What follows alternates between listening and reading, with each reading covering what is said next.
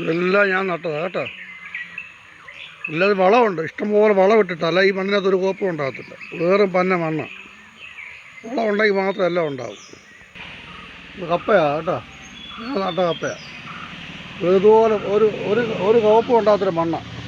കാന്താരിക്ക് മാത്രം വളം വേണ്ട, ബാക്കി എല്ലാവരും ഇഷ്ടംപോലെ വളം കയറ്റിയിട്ട് കൊടുത്തു.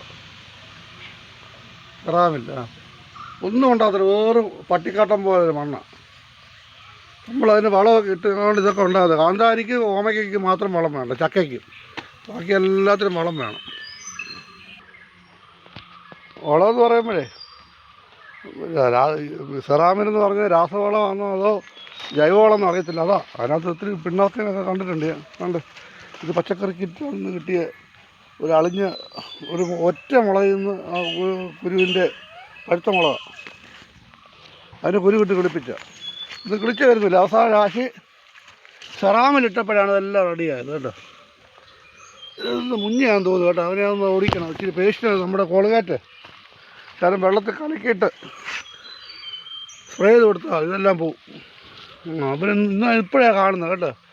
2 ആഴ്ചയായിട്ട് പണിക്ക് പോയിട്ട് ഇന്നാണ് വരുന്നത്. മുളകായി വരുന്നത് ബുള്ളറ്റ് മുളക് കേട്ടോ.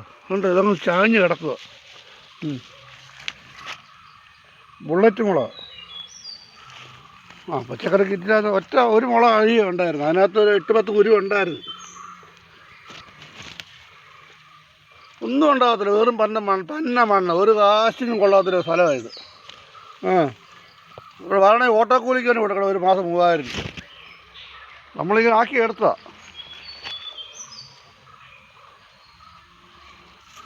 പിന്നെ പ്ലാവിന് മാത്രം ഒന്നും കൊടുക്കണ്ട, പ്ലാവ് തന്നെ വളർന്നുള്ളൂ.